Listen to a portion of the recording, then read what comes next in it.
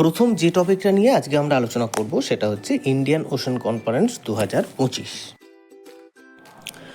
16 থেকে 17 ফেব্রুয়ারি 2025 ওমানের ম্যাসকটে এই কনফারেন্স শুরু হয়েছে। এবছরের থিম ছিল voyage to new horizons of maritime partnership. 60টিরও বেশি দেশ এবং আন্তর্জাতিক সংস্থা এই কনফারেন্সে অংশগ্রহণ করেছে। ভারতের পক্ষে বিদেশমন্ত্রী এস জয়শঙ্কর এই কনফারেন্সে যোগদান করেছেন। তাহলে বোঝাই যাচ্ছে যে কতখানি গুরুত্বপূর্ণ এই কনফারেন্সটা ভারতের পক্ষে।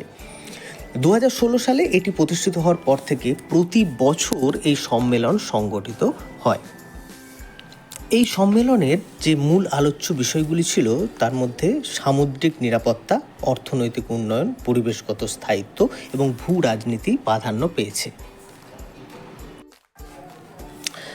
ভারত মহাসাগর বিশ্বের তৃতীয় বৃহত্তম মহাসাগর, যার আয়তন ৭০.56 মিলিয়ন বর্গ কিলোমিটার। ভারত মহাসাগর এশিয়া, আফ্রিকা এবং অস্ট্রেলিয়াকে এই 3 মহাদেশকে সংযুক্ত করে। ঐতিহাসিকভাবে একটি গুরুত্বপূর্ণ বাণিজ্য করিডোর হিসাবে কিন্তু এই মহাসাগর কাজ করে। এই অঞ্চলে ভারত, শ্রীলঙ্কা এবং দক্ষিণ আফ্রিকার মতো 26টি উপকূলীয় দেশ অন্তর্ভুক্ত রয়েছে। আর তাই কতখানি গুরুত্বপূর্ণ এই সম্মেলন ভারত তথা এইসব দেশগুলোর কাছে সেটা বোঝা যাচ্ছে। ভারত মহাসাগর বিশ্বব্যাপী ৭০% কন্টেনার ট্রাফিক এবং ভারতের ৯০% জ্বালানি আমদানির সুবিধা প্রদান করে, যা আন্তর্জাতিক বাণিজ্যের জন্য এটিকে অত্যন্ত গুরুত্বপূর্ণ করে তোলে। ভারতের যে তেল আমদানি সেটা মূলত পুরোটাই এই অঞ্চলের উপর দিয়েই হয়ে থাকে।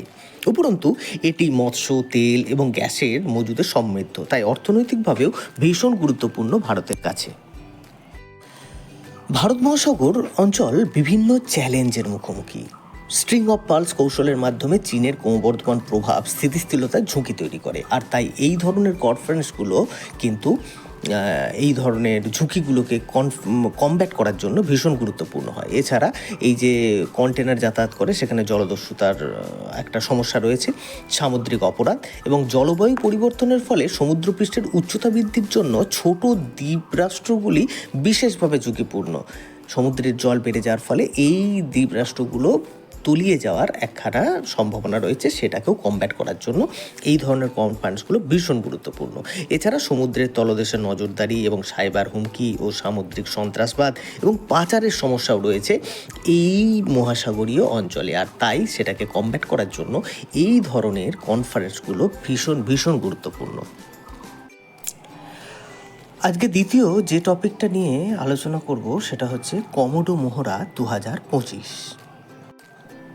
সম্প্রতি ইন্দোনেশিয়ার বালিতে ৫ম সামুদ্রিক মহড়া কমোডো অনুষ্ঠিত হলো। ভারতীয় নৌবাহিনীর INS শার্দুল এবং P-8-1 বিমানগুলি এই মহড়ায় অংশগ্রহণ করেছিল।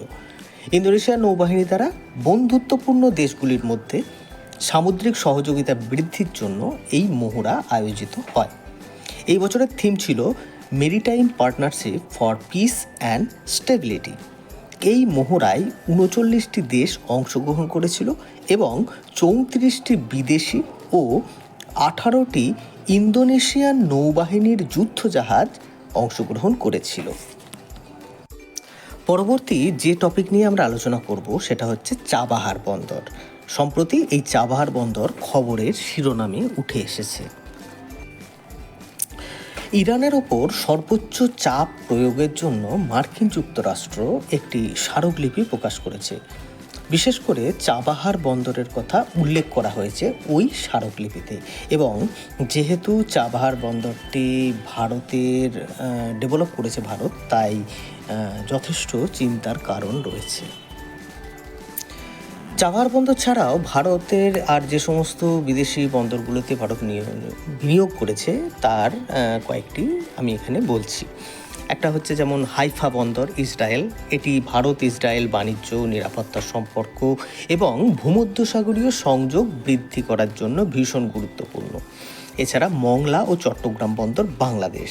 ভারত বাংলাদেশ বাণিজ্য, ট্রান্সশিপমেন্ট এবং উত্তর পূর্ব সংযোগ উন্নত করে এই বন্দর এবং পরিবহন খরচ কমায়। আমরা জানি উত্তর পূর্ব ভারতের যে সমস্ত রাজ্যগুলি আছে সেই রাজ্যগুলিতে যদি মাল ট্রান্সপোর্ট করা হয় তাহলে এই বন্দরের মাধ্যমে যদি সেটা করা হয় তাহলে কিন্তু খরচটা অনেকটাই কম হয়। দুকম বন্দর ওমান ভূমধ্যসাগরীয় অঞ্চলে ভারতের উপস্থিতি নৌ অভিযান এবং জ্বালানি নিরাপত্তা জোরদার করে। আমরা জানি যে ওমান হচ্ছে অয়েল এক্সপোর্টিং কান্ট্রি একটি, তাই ওখান থেকে তেল আমদানি করার জন্য এই বন্দরটি ভারতের কাছে বিশেষভাবে গুরুত্বপূর্ণ। সিত্তে বন্দর মায়ানমার কালাদান প্রকল্পের অংশ এটি, এবং যা শিলিগুড়ি করিডোরের উপর নির্ভরতা কমিয়ে উত্তর পূর্ব ভারত এবং আসিয়ান দেশগুলির সাথে সংযোগ বৃদ্ধি করার জন্য এই বন্দরটি ভীষণভাবে ভারতের কাছে গুরুত্বপূর্ণ। সাবাং বন্দর ইন্দোনেশিয়া ভারত ও ইন্দোনেশিয়া মালাক্কা প্রণালীর কাছে সাবাং বন্দরে একে অপরের সহযোগিতা করছে বাণিজ্যিকভাবে। এছাড়া ত্রিকোণমালী এবং কঙ্কেসান্তুরাই বন্দর শ্রীলঙ্কা বাণিজ্য ও যাত্রী যোগাযোগ বৃদ্ধি, ভারত শ্রীলঙ্কার সামুদ্রিক সম্পর্ক জোরদার করা ইত্যাদি কাজগুলো এই দুই বন্দরের মাধ্যমে ভারত সম্পন্ন করে থাকে। এবং আমরা জানি যে চীনের যে ব্যাপক আগ্রাসন, সেই আগ্রাসনকে রোধ করার জন্যও কিন্তু এই বন্দরগুলি ভারতের কাছে ভীষণভাবে গুরুত্বপূর্ণ। ভারতের বিদেশি বন্দর বিনিয়োগের কারণ কি? কী কারণে ভারত এই এত টাকা ইনভেস্ট করে বিদেশি বন্দরগুলোতে? প্রথমত হচ্ছে বাণিজ্য রুট উন্নত হয় এর ফলে। দ্বিতীয়ত হচ্ছে ট্রানজিট খরচ কমায়। স্থলপথে আনতে গেলে বা অন্য জায়গা দিয়ে আনতে গেলে ট্রানজিট খরচটা অনেক বেড়ে যায়, সেই ট্রানজিট খরচটা অনেকটাই কমানো সম্ভব হয়। সরবরাহ শৃঙ্খলের দক্ষতা ও উন্নত করে। এক্সপোর্ট এবং ইম্পোর্ট, এই যে সরবরাহ শৃঙ্খল, এই সরবরাহ শৃঙ্খলের দক্ষতা উন্নয়ন করে। বিদেশি বন্দর বিনিয়োগের মাধ্যমে মধ্য এশিয়া এবং আফ্রিকার স্থলবেষ্টিত বাজারে প্রবেশাধিকার সহজতর হয়েছে ভারতের পক্ষে, এবং বাণিজ্যের সুযোগও প্রসারিত হয়েছে। আর এছাড়াও এই বিনিয়োগগুলি দ্বিপাক্ষিক সম্পর্ককে শক্তিশালী করে, দীর্ঘমেয়াদী অর্থনৈতিক ও কূটনৈতিক অংশীদারিত্বকে উৎসাহিত করে। আর তাই এইসব কারণের জন্য ভারত ইনভেস্ট করে এই সমস্ত বন্দরগুলোতে।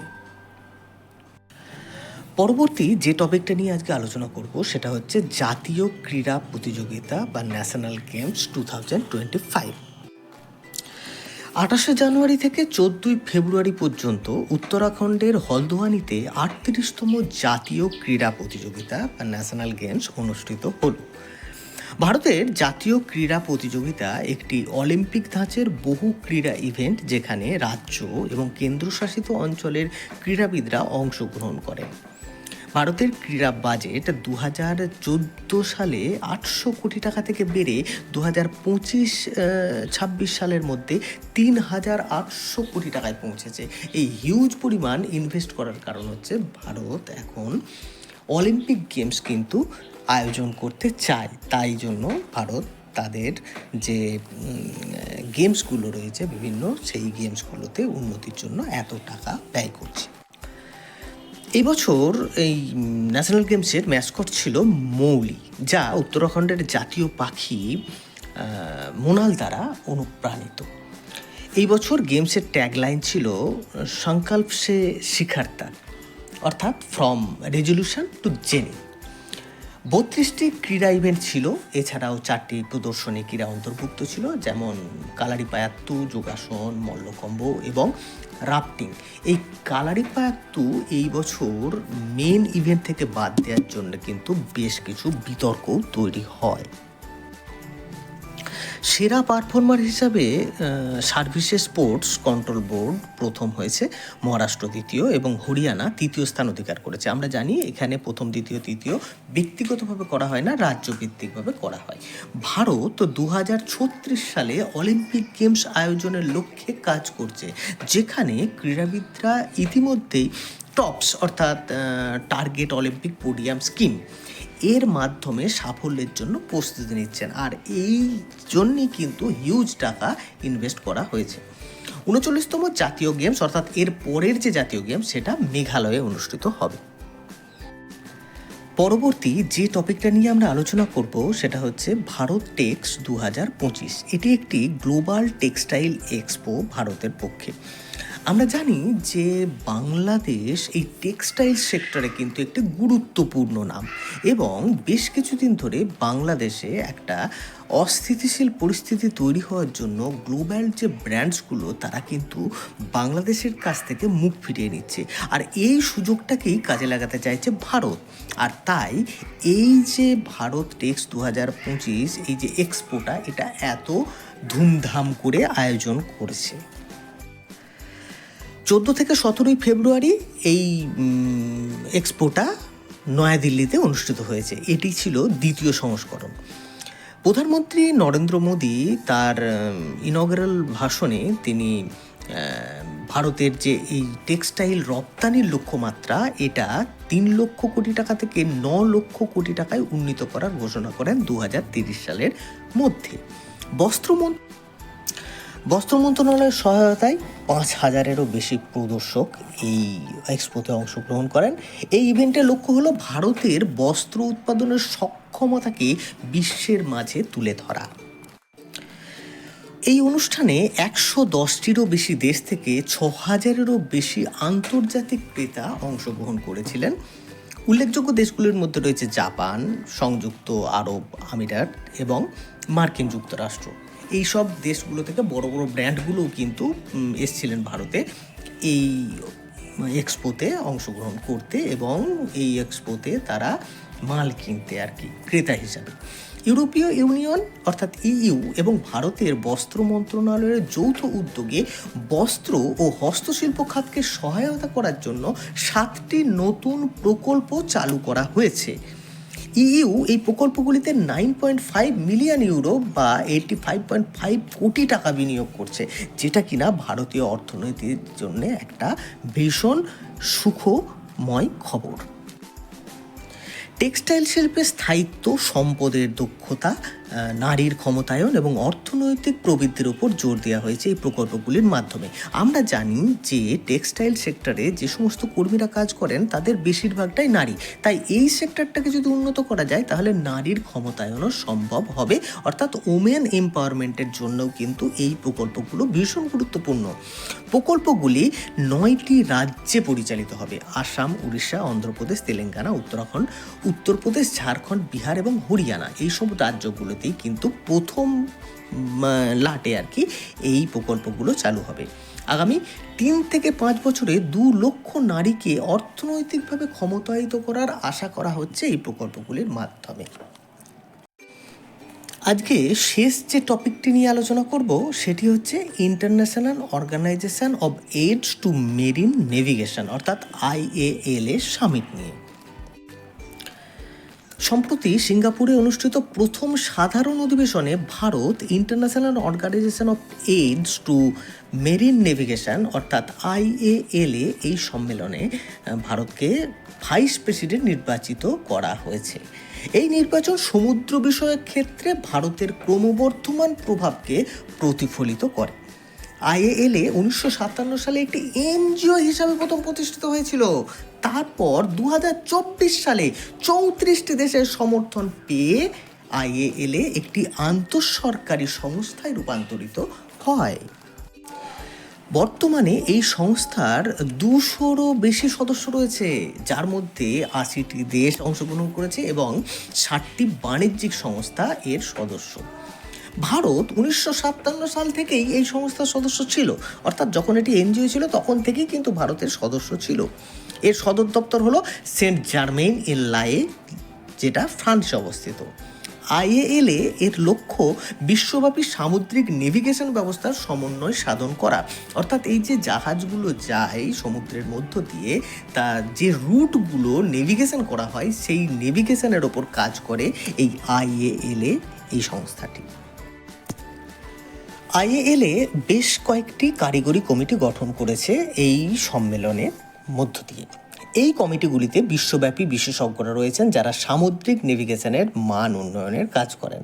তারা নৌ চলাচল নিরাপত্তা বৃদ্ধির জন্য সুপারিশ এবং নির্দেশিকা প্রদান করে তার সদস্য দেশগুলির বা সদস্যদের মধ্যে। আইএএলএ এর প্রচেষ্টা সামুদ্রিক দুর্ঘটনা হ্রাসে অবদান রাখে, নিশ্চিত অবদান রাখে এটা, কারণ এরা যেহেতু নেভিগেশনের উপর কাজ করে তাই দুর্ঘটনা হ্রাসে অবশ্যই এরা অবদান রাখে। সংস্থাটি সামুদ্রিক পরিবেশ রক্ষায়ও গুরুত্বপূর্ণ ভূমিকা পালন করে এবং এই সমস্ত কাজের জন্য এই আইএএলএ এই কনফারেন্স কিন্তু ভীষণ গুরুত্বপূর্ণ এবং সেখানে ভারতের এরকম নির্বাচন সেটা সত্যিই তাৎপর্যপূর্ণ। Thank you for watching the video ভালো লেগে থাকলে অবশ্যই লাইক, কমেন্ট এবং শেয়ার করবেন। আর আমাদের ভিডিওর নোটিফিকেশান সবার আগে পেতে আমাদের চ্যানেলটিকে অবশ্যই সাবস্ক্রাইব করবেন। নমস্কার, দেখা হবে পরের ভিডিও।